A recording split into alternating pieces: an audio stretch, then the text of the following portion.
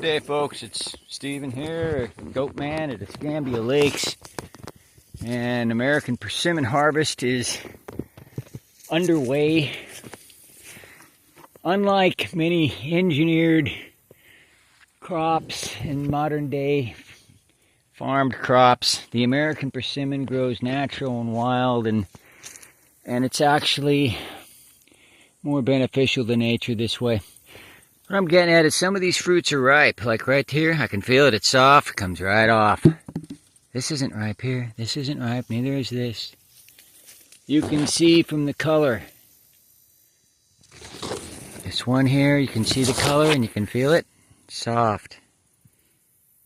See? It's indenting. That's sweet and delicious. So these don't all ripen at once. They ripen at their own sweet time over the course of multiple weeks. And the ones we harvest for human consumption, you know, we want to get off the tree. We don't want to pick them up off the ground, although many of those are just fine, actually. But we harvest fruits off the ground for seed, and we're very meticulous about it. We don't leave hardly any fruits other than what wildlife get, of course. But there's nursery operations going on here, so we are looking to produce as many persimmon trees as we can for other people to grow.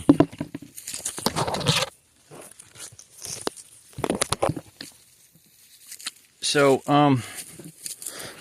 usually we start at the bottom so we don't step on anything on the ground or anything. But I'm just kind of showing you right now.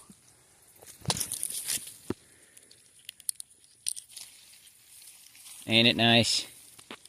Soft, ripe, right? They're the perfect color.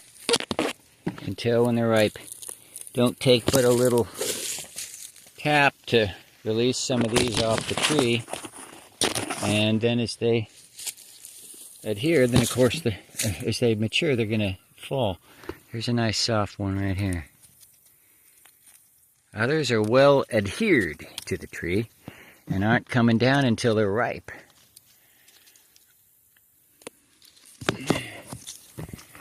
There's a lot of them this year, folks. It's a good year. As with a lot of trees, you can't really harvest without getting up there, and it's hard to find the right ladders to put in the right places. You have to use a combination of extension ladders and some A-frame ladders and get to where you need to go. And then of course you can, that's why we clean the bottom first, because then if we do tap some branches to get some ripe ones down, we know that those are the ones that just fell. So I'm going to come out here again soon and just make a pass and get everything off the ground that's already fallen, and then get more into the harvest and get up in there and pluck them and knock a few down.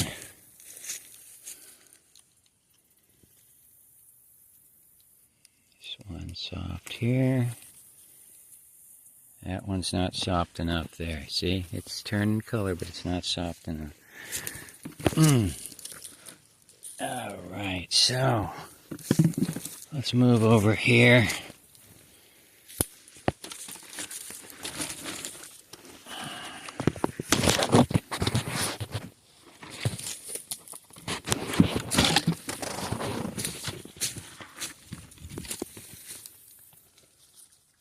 Yeah, these are just nice and ripe. Come right off, nice and soft.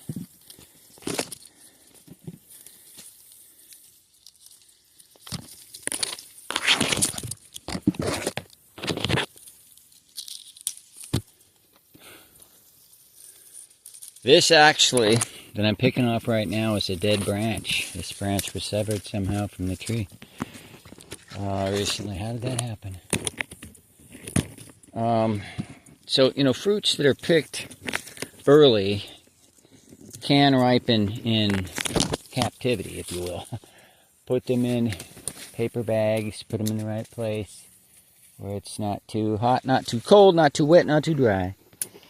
and they will ripen. We've done that with crops before, but ideally we pick these as they're ripe on the tree.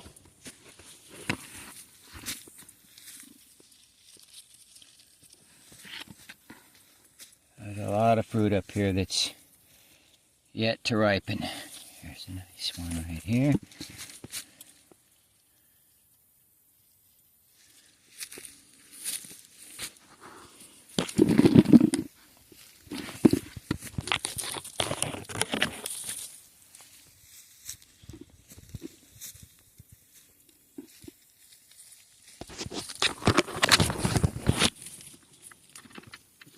There's a nice soft one.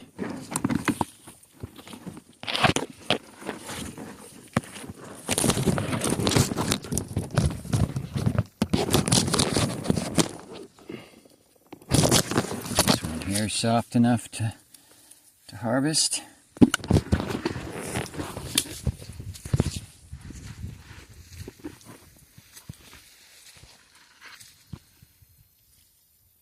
And there's quite a few more that I can harvest that are ripe today, but I have to come back out with the ladders, and I'm on a mission to do some other things right now.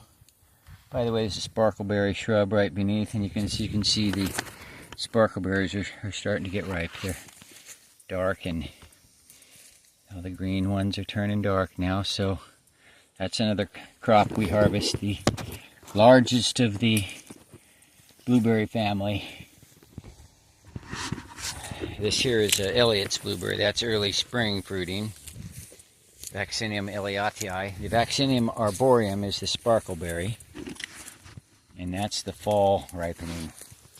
Whereas the Vaccinium elliotti is the spring ripening. Incidentally, look at all these young persimmon trees growing right here.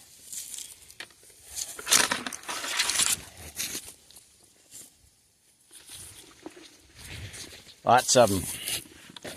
I mean, 1, 2, 3, 4, 5, 6, 7, 8, 9, 10,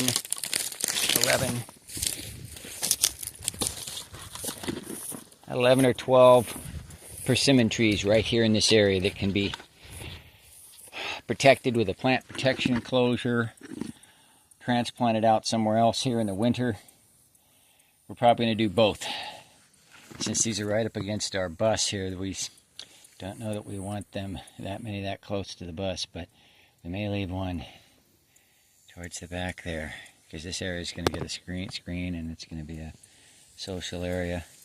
Maybe one out here, 1 or 2 out here, and then other ones that are in this area, like right here, that we would transplant these out to a plant protection enclosure somewhere. All got to be done in the winter.